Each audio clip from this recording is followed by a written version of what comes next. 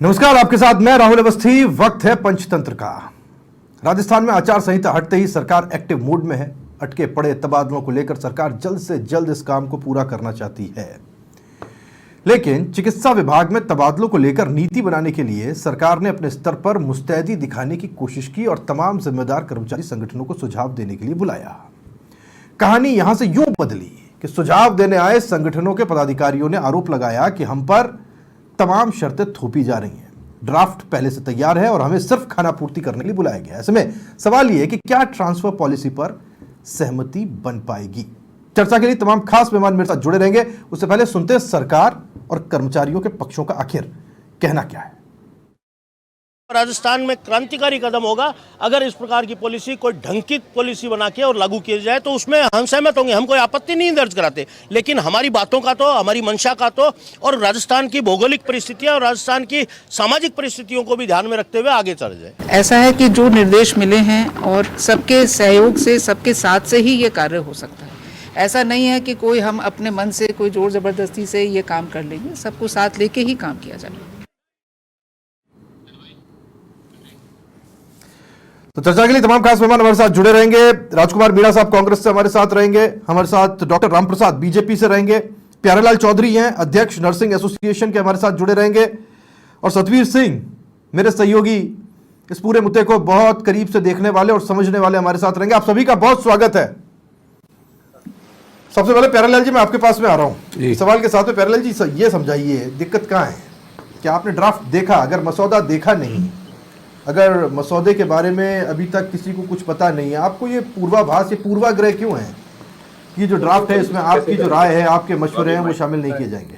अवस्थी जी, आपके चैनल को मैं सबसे पहले धन्यवाद देता हूं कि आपने एक बहुत ज्वलंत मुद्दाचार और राजस्थान के तमाम कर्मचारी जो मेडिकल में हमारे काम करते हैं उसके लिए हम राजस्थान की सरकार से, पूर्वी सरकार से, वर्तमान सरकार से भी ट्रांसफर पॉलिसी की मांग करते हैं कि स्थानांतरण नीति बनाई जाए।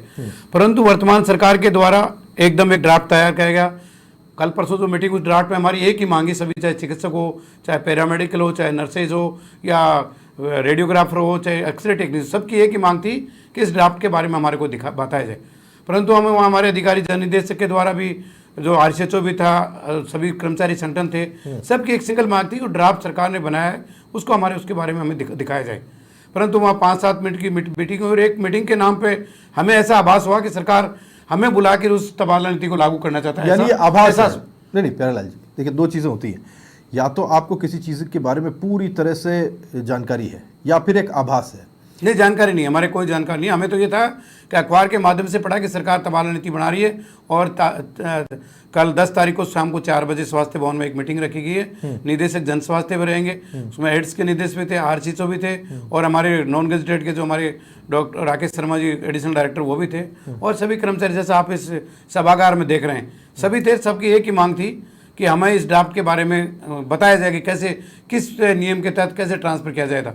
परंतु निदेशक महोदय के द्वारा मुश्किल से 5 मिनट के द्वारा बोला गया कि ऐसे ऐसे होगा और हमारे चिकित्सा क्षेत्र से डॉक्टर अजय चौधरी बोले। उसके बाद मैं बोलने लगा, उसके तुरंत ही बाद अजय, हमारे निदेशक महोदय की मीटिंग समाप्त की जाती है, आप अपने सुझाव 3 दिन दे दिया जाए। अच्छा, इसी बात को लेकर हमारा विरोध हुआ। ठीक है। नहीं, मैं जो चीज़ कहना चाहता हूँ प्यारेलाल जी, वो दो चीज़ें हैं। या तो आपको ड्राफ्ट के बारे में पता हो, आपको पता हो कि आपकी मांगों को या आपके कही गई बातों को कहीं जगह नहीं दी जाएगी, तो अलग बात। लेकिन अगर आपको इस बारे में पता नहीं है तो ये एक पूर्वाग्रह हुआ। आपको चांस देना चाहिए सरकार को। हाँ, ये हमारी मांग भी हमने यही कहा था कि तो आप अपनी राय दीजिए। एक बार दोबारा है, सरकार हमारी डेलीगेशन सभी कर्मचारी संगठनों से, एक कर्मचारी संगठन से डेलीगेशन से बात करे, सिंगल मैन से, चाहे अध्यक्ष से बात करे, चाहे सेक्रेटरी से, तो उसके बाद सरकार अगर लागू करती है तो हम हमारे जो सुझाव देंगे वो राज्य की जनता के लिए और सरकार के लिए, आम कर्मचारी के लिए भी वो सुझाव फायदेमंद होंगे। ठीक है। हमारे साथ रामप्रसाद जी है बीजेपी से। मैं रामप्रसाद जी आपके पास में आ रहा हूं, अगर आप सुन पा रहे हो। रामप्रसाद जी सुन पा रहे हैं क्या आप? नहीं है मेरे पास। डॉक्टर साहब सुन पा रहे हैं? चल, लगता है डॉक्टर साहब तक आवाज नहीं जा रही, थोड़ी देर में हम उनसे कनेक्ट करने की कोशिश करेंगे। राजकुमार मीणा जी, मैं आपके पास में आ रहा हूं। प्यारेलाल जी हमारे साथ, और उन्होंने क्या कुछ कहा आपने सुना। प्यारेलाल जी कह रहे हैं कि हमको इस बात का पूर्वाग्रह है कि ऐसा कुछ हो सकता है, ड्राफ्ट किसी ने देखा नहीं है। राजकुमार जी,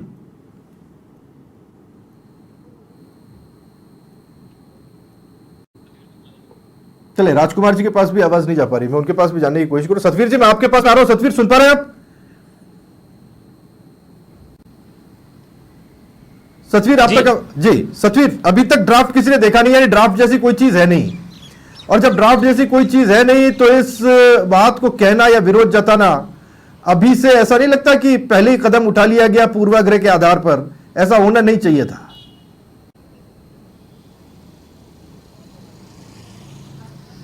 जी देखिए, बिल्कुल राहुल, मैं आपको बताना चाहूँगी जिस तरीके से जो स्वास्थ्य महकमे के जो कार्मिकों के लिए ये जो ट्रांसफर पॉलिसी है वो यहाँ पर लाई जा रही है, और इसका जिस तरीके से विरोधाभास की स्थिति है वो लगातार यहाँ पर देखने को मिली है, और इसी को लेकर ये बताया जा रहा है कि अनुमान यहाँ पर लगाया जा रहा था कि इसका जो पूरी तरीके से पॉलिसी का जो ड्राफ्ट है वो तैयार कर लिया गया है और इसके बाद में इसको आगे कन्फर्म करने के लिए भी भेज दिया गया है। लेकिन जब ये बात सामने आई उसके बाद में जो चिकित्सा महकमे के जुड़े कार्मिक थे उन्होंने अपनी जो बात है वो यहाँ पर रखी कि आखिर उनसे जो सुझाव है इस पॉलिसी को जारी करने के लिए उनसे जो सुझाव है वो यहाँ पर मांगे जाए, ताकि वो अपनी जो तकलीफ है, कोई चीज सामने आती है ट्रांसफर पॉलिसी को लेकर, तो वो अपने सुझाव यहाँ पर दे सके। लेकिन जब इनके बाद में जब इनको मीटिंग के अंदर बुलाया जाता है तो इससे जिस तरीके से जो कार्मिक है, हर जो डिपार्टमेंट के जो पदाधिकारी है वो यहाँ पर पहुंचते हैं और उनसे जो बातचीत है वो यहाँ पर की जाती है। लेकिन उस बातचीत में जो आरोप ये लगाए जाते हैं कि उनकी बात को अनसुना यहाँ पर किया जा रहा है, कि उनसे जो बातचीत है वो अपनी मैं ये चीज कह रहा हूँ, अनसुना तो तब हो ना जब आपने कोई सुझाव दिए हो। सुनिए, अनसुना तो तब, और यही मैं प्यारेलाल जी से निवेदन कर रहा था कि अनसुना तो तब हो जब आपने सुझाव दिए हो, उस ड्राफ्ट में वो सुझाव नहीं हो। अभी तक आपने कोई सुझाव दिया नहीं।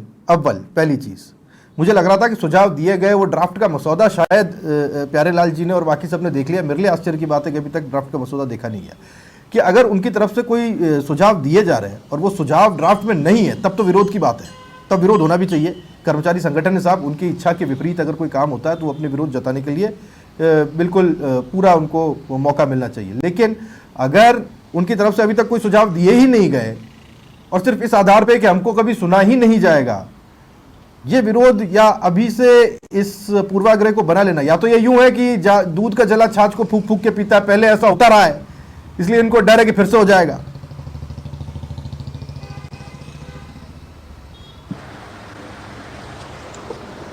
जी देखिए, बिल्कुल जिस तरीके से जो अनुमान की जो बात है वो यहाँ पर लगाई जा रही है कि अनुमान इन्होंने ये लगाया कि कहीं ना कहीं इनके जो सुझाव है उसके विपरीत अगर इस स्थिति यहाँ पर ड्राफ्ट में देखने को मिलेगी तो कहीं उनकी जो परेशानी है वो यहाँ पर देखने को मिल सकती है। लेकिन हालांकि सही बात है कि इसमें सामंजस्य बैठाने की जो बात है वो होनी चाहिए और पूरी तरीके से जो यहाँ के जो कार्मिक है वो भी अपनी जो बात है, जो सुझाव है यहाँ पर उनके सामने रखे, ताकि उस ड्राफ्ट के बारे में जो जिस तरीके से पॉलिसी यहाँ पर बनाई जा रही है वो पॉलिसी कितने फायदेमंद इनके रहेगी और इसके साथ उनके कई सुझाव उसकी पॉलिसी के अंदर भी हो सकते हैं। ऐसे में जरूरत है कि सामंजस्य की। रामप्रसाद जी हमारे साथ जुड़ गए, डॉक्टर रामप्रसाद बीजेपी से। डॉक्टर साहब, आवाज आ रही है क्या आप तक? हाँ, थोड़ी थोड़ी आ रही है, पहले नहीं आ रही थी। ठीक है रामप्रसाद जी, मैं ये कहना चाह रहा था, आपकी आवाज आ रही लाउड एंड क्लियर, और कर्मचारियों की भी ऐसी थोड़ी थोड़ी आप तक आवाज आ रही हो, ये मैं सोचता हूं कि आप तक पहुंच रही होगी। अब ये पूर्वाग्रह के आधार पे है।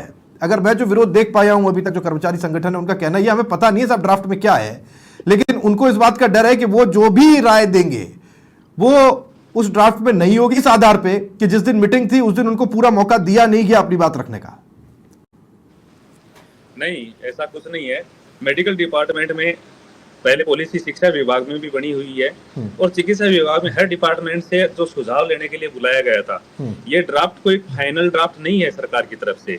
ये एक स्ट्रक्चर तैयार किया है कि कोई पीड़ित व्यक्ति जो वास्तव में पीड़ित है, जो दिव्यांगजन है, विधवा है, दुर्बल बीमारी से पीड़ित है, यदि उनकी किसी तरीके से मदद हो सके तो उनकी मदद करने के लिए एक सुझाव लेने के लिए हमने ये एक स्ट्रक्चर तैयार किया है। हम कर्मचारियों का, अधिकारियों का, सरकार ने हर व्यक्ति की आवाज, सुझाव सुन करके हम फाइनल करेंगे। ऐसा फाइनल नहीं करेंगे कि आप कोई कर्मचारी, कोई अधिकारी सब लोग नाराज हो जाएं। ऐसी कोई भी पॉलिसी नहीं आएगी।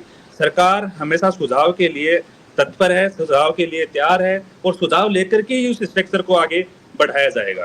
प्यारेलाल जी, कितनी बड़ी बात है। देखिए, आपके सामने सबसे बड़ी बात तो कह दी गई जहां विरोध आपका है कि हमारा नहीं सुनी जाएगी। बात डॉक्टर रामप्रसाद की तरफ से, क्योंकि वो बीजेपी के आधिकारिक प्रवक्ता और सरकार का पक्ष रख रहे हैं इस वक्त, उनका कहना यह है प्यारेलाल जी कि कोई दिक्कत ऐसी नहीं होगी जब तक आपका कोई सुझाव उन तक पहुंचेगा नहीं, तब तक कोई फाइनल ड्राफ्ट आने नहीं वाला। साहब देखिए अवस्थी जी, वो अपनी पार्टी का पक्ष रख रहे हैं, हम राजस्थान के तमाम कर्मचारियों की तरफ से अपनी बात रख रहे हैं कि पूर्व में आप देखते हैं कि कभी कभार एक बार सुबह अखबार की हेडलाइटिंग आके फला डॉक्टर को लापरवाही कारण से एपीओ कर दिया, फला डॉक्टर नर्सेज को एपीओ कर दिया, तो उन कर्मचारी जो परिवार के जनों के उनके बीच में क्या महसूस होता है कि उनकी ऐसी क्या गलती है। हमारे को पूर्वाग्रह की सरकार के द्वारा, चाहे वर्तमान सरकार हो, वो भी कोई ट्रांसफर करती है, प्रशासनिक कारणों से आपका ट्रांसफर किया जाता है। हमारी मांग ये थी कि जब हम जैसे टीवी के माध्यम से या अखबार के माध्यम से सरकार की नीति का ये बारे में पढ़ा, तो सभी कर्मचारी संगठनों, सभी लोग जो थे मेडिकल, सबने एक राय ली कि हम हमारे सुझाव, मेरा आपके माध्यम से कल हमने ये सुझाव दे दिया कि दूर ग्रामीण सेक्टर से, जैसे पहली बात तो हमारा विरोध है कि 2 साल में स्थानांतरण नहीं होना चाहिए। आप 2 साल में जो आदमी जाके बैठेगा तो उसकी क्या स्थिति, वो वहाँ जाके काम ही नहीं करेगा प्रोपोर्शनल से, वो सोचेगा मुझे इस फला जगह 2 साल निकालने। तो हमारा सबसे पहला तो इस सुझाव में हम देते कि सरकार को कम से कम 4 साल या 3 या 5 साल रखे, तो आदमी जहाँ जाएगा वो 5 साल में जाके। चिकित्सा महकमा एक ऐसा है कि ग्रामीण सेक्टर में आप मानते हैं कि राजस्थान में डॉक्टर्स की भारी कमी है।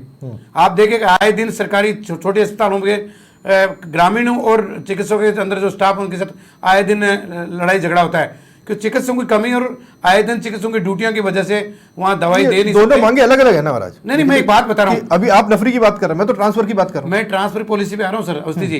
तो क्या होता है कि जैसे 2 साल के लिए मुझे कहीं लगाया, तो मैं तो मेरा पूरा 2 साल टाइम गुजारने की कोशिश करूंगा। मैं वहां पूरा मेरे प्रॉपर से काम नहीं कर पाऊंगा। जिसको नहीं, मैं मेरा टाइम भी बिताना है वो तो 5 साल भी बिताने की कोशिश करेगा। 5 साल आदमी रहेगा तो निश्चित रूप से वहां जम के काम करेगा। ये लॉजिक कैसा है, मैं थोड़ा समझ नहीं पा रहा हूँ प्यारेलाल जी। मैं बड़े आदर के साथ कह रहा हूँ, जो 2 साल काम नहीं करेगा वो 5 साल भी काम नहीं करेगा, और जिसको काम करना है, प्यारेलाल जी जैसे जिन्होंने अपना पूरा जीवन खपाया है, उनको अगर आधा घंटा भी मिलेगा वो काम करता है।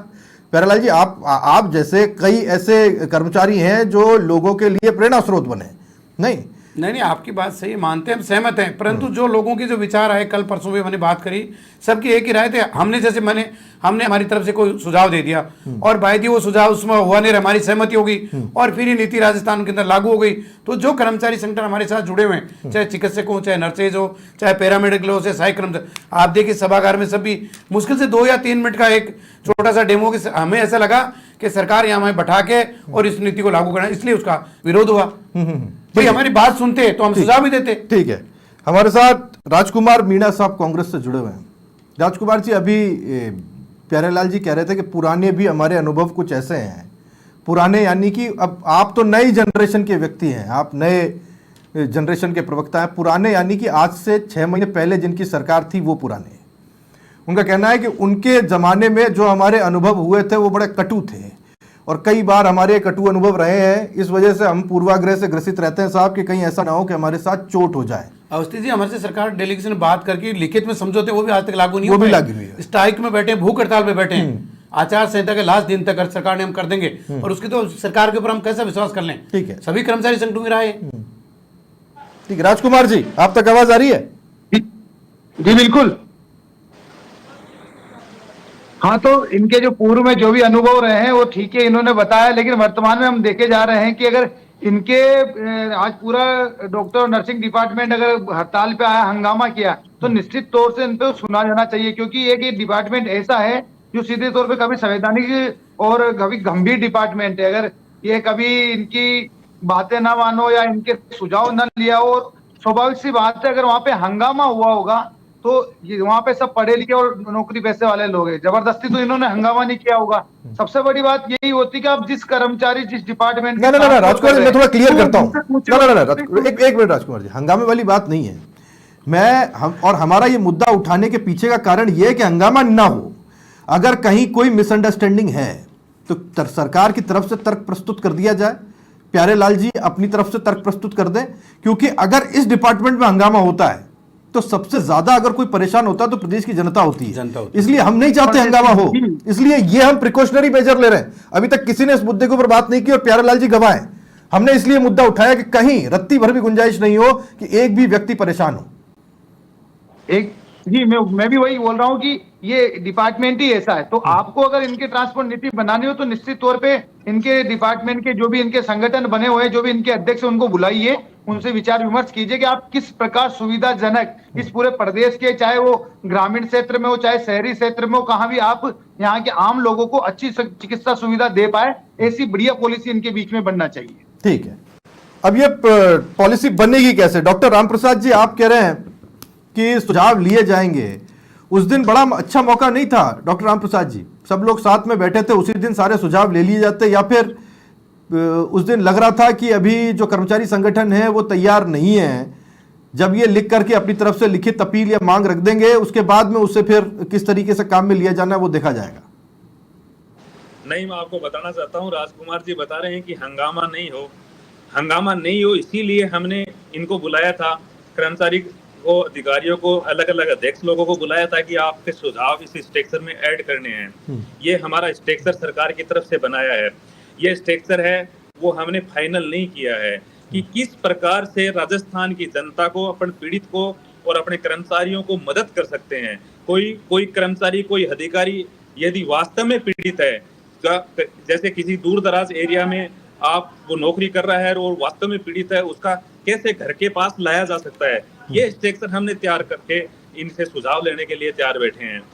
लेकिन पूर्ववर्ती सरकार ने, आप देखो कि कई कर्मचारी ऐसे इस प्रकार के, मैं बताना चाहूंगा, तो 10-10, 20-20 साल से एक जगह बैठे हैं। मान लो उनकी अच्छी पकड़ हो गई है, चिकित्सा में अच्छी सेवा कर रहे हैं, सारे लोग अच्छी सेवा करते हैं, लेकिन कुछ लोग जो 20 साल से बैठे हैं, उनको यदि कोई 5 किलोमीटर 2 किलोमीटर दायरे में भी यदि ट्रांसफर हो जाता है, तो उस प्रकार के लोग यदि हंगामे के लिए खड़े होते हैं। मैं नहीं समझता कि उसको 5 किलोमीटर जाने में भी यदि दिक्कत नहीं हो।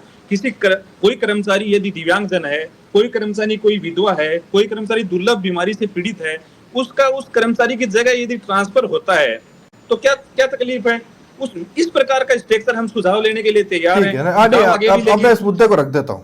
ये महत्वपूर्ण मुद्दा है और प्रदेश की जनता इसको सुनना चाहेगी। प्यारेलाल जी, कई लोग हैं ऐसे जो मठाधीश बन गए, नाम नहीं लेना चाहिए, कई इलाकों में ऐसे लोग हैं जो 20-20 साल से, सही बात है, जमे बैठे हैं और दूसरों के लिए फिर वो जगह खाली नहीं होती।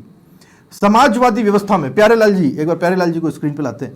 प्यारेलाल जी, समाजवादी व्यवस्था में सबके लिए बराबर होना, फिर वहाँ 20 साल क्यों हो कोई बैठा हुआ, फिर तो राइडर समान हो कि फिर इस इतने वक्त के बाद कोई कहीं रह ना पाए, ताकि उसकी फिर वहां पर एक पॉलिटिकल डोमिनेंस नहीं हो जाए।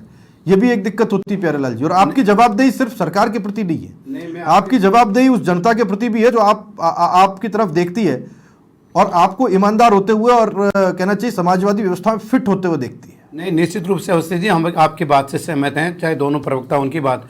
हमारा कहने का मतलब, हम उसमें बैठक बुलाते हैं, हमारे सुझाव लेते हैं, तो हम निश्चित से सरकार को अच्छे सुझाव ही देते।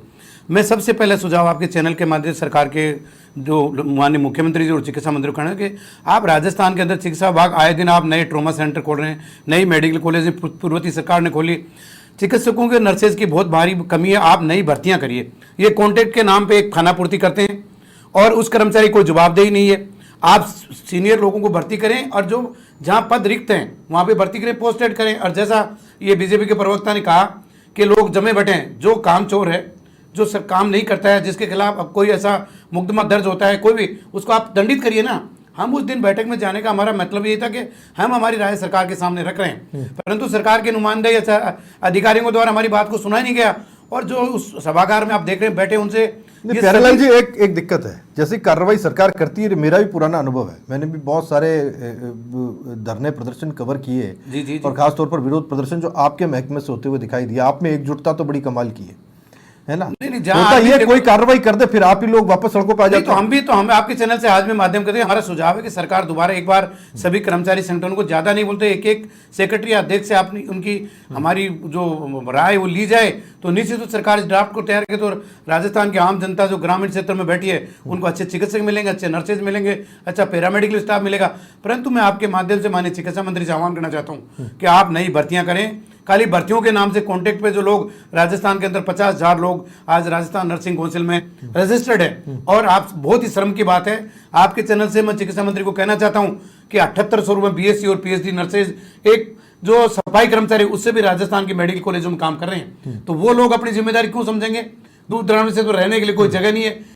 चिकित्सा विभाग में, हमारा मेडिकल में हम लोग महिलाएं, सुनिए सर एक मिनट, प्यारेलाल जी होता क्या, नहीं हो क्या रहा है, हम वापस एक सेकंड। अब प्यारेलाल जी ये तो दिक्कत हो रही है। हम लोग अभी बात कर रहे थे ट्रांसफर पॉलिसी पे और बात करते करते हम फिर नफरी पर आ गए और नफरी पर आने के बाद में फिर नई भर्तियों पर आ गए। नई भर्तियों, ट्रांसफर पॉलिसी पे कैसे होगा? पॉलिसी का यही है कि आप नई भर्तियां करेंगे तो ऑटोमेटिक जो पद रिक्त है वहां आप लगाइए और उसके बाद अगर सरकार पॉलिसी के तहत किसी को लगाते, हमारा कोई विरोध नहीं है। पर हमारा आपके माध्यम से आपके चैनल को ठीक है कि रिक्त पद भरे जाएं, रिक्त पद भरे जाएं, हाँ, भरे और जाएं। उसके जरिए जहां भी जैसा भी ट्रांसफर करना चाहते हैं फिर वो अपने हिसाब से सरकार करे, हमें कोई दिक्कत नहीं तब कोई है। पर दिक्कत खाली एक पॉलिसी के तहत अपने लोगों को सेंट सरकार के लोग करना चाहते हैं, हाँ। तो मैं आपके चैनल के माध्यम से राजस्थान के तमाम कर्मचारियों की तरफ से माननीय चिकित्सा मंत्री से निवेदन करना चाहता हूं, इसका विरोध होगा और उसकी जिम्मेदारी प्रशासन की होगी। ठीक है, मैं आ रहा हूं। डॉक्टर रामप्रसाद जी, डॉक्टर रामप्रसाद जी, बहुत छोटी सी मांग है, ड्राफ्ट को पहले सार्वजनिक किया बहुत छोटी सी मांग है कि एक बार आए, फिर से बैठाएं और जिन जिन लोगों को अपनी राय देनी उनकी राय सुन लें।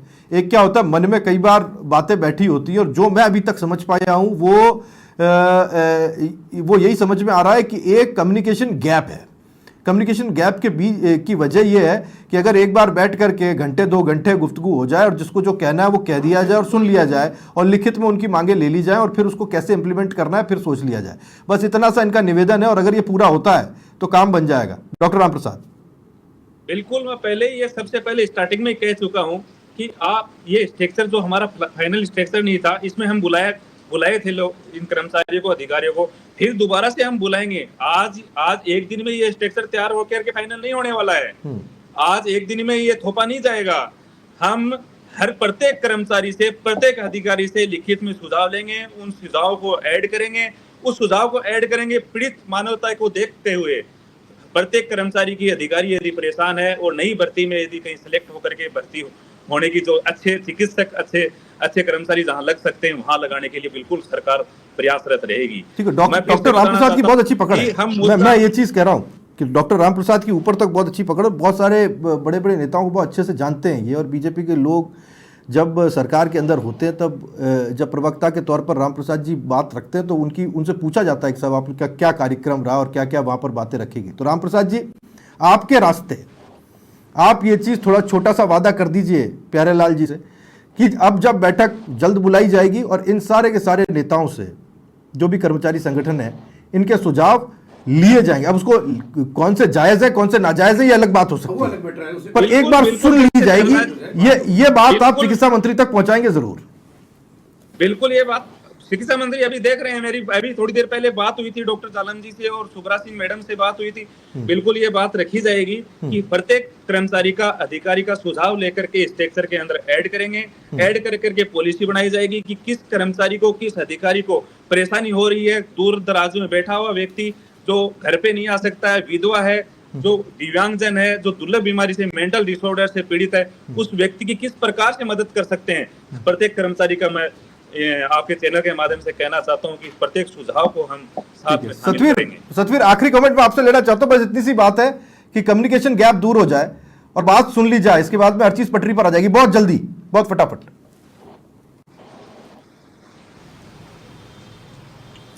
जी देखिए, बिल्कुल जो कम्युनिकेशन गैप है अगर वो पूरी तरीके से हो जाए, जिस तरीके से अभी पूरी तरह से जो बात भी यहाँ पर कर रहे हैं कि इनको मीटिंग के लिए वापस बुला लिया जाएगा और इसके साथ ही जो सुझाव है वो वापस इनसे लिए जाएंगे और जब सुझाव का मेल यहाँ पर किया जाएगा तो हो सकता है कि इसका जो हल है, जो निराकरण है वो भी यहाँ पर निकाला जा सकता है और कहीं ना कहीं एक जो बैठने के बाद में ही इसका जो सामंजस्य स्थापित हो पाएगा। तो ऐसे में ज़रूरत है कि पूरी तरीके से कर्मचारी जो नेता हैं वो भी एक कदम आगे बढ़ाएं और इस तरीके से सरकार यहाँ पर इस तरीके से नई जो पॉलिसी लेकर आ रही है वो भी उनके जो सुझाव वहाँ पर लेगी। तो कहीं ना कहीं मान सकता है कि जल्दी ही इस पूरी जो समस्या जो लगातार चलती हुई नजर आ रही है तो इसका समाधान यहाँ पर निकाला जा सकता है। ठीक है सतवीर, और एक जिम्मेदार चैनल होने के नाते हमारी ये कोशिश है कि कर्मचारी जिनकी बात उनके हलक तक अटकी हुई है और सरकार तक नहीं पहुंच पा रही वो हम पहुंचाएं। सरकार जहां भी अपने आप को फंसा हुआ पाती है और कर्मचारियों का और कर्मचारी संगठनों का सहयोग चाहती है वो हम कर्मचारी नेताओं तक पहुंचाएं। जनता जहां समस्या से ग्रस्त हो सकती है उन मुद्दों को पहले उठाते हुए ऐसी परिस्थिति न बनने दें कि कहीं कोई दिक्कत हो। हमारा काम ही कम्युनिकेशन करना है और बातों को एक जगह से दूसरी जगह सकारात्मक रूप से पहुंचाना है और इसीलिए आज हमने इस मुद्दे को उठाया कि कहीं देर ना हो जाए।